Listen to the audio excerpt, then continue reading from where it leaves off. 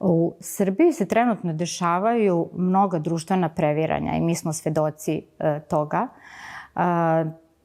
Društvena previranja su bila karakteristična za mnoge periode i razdoblje u našoj istoriji, ali mislim da je na površinu isplivalo sve ono što je loše, koliko iz ljudi, toliko odmah iz celokupnog društva.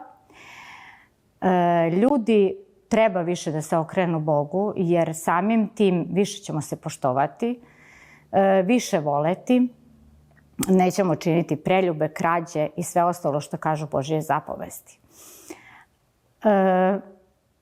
Ono što me raduje na neki način, često čujem sada na ulici ili u kolektivu ili bilo gde,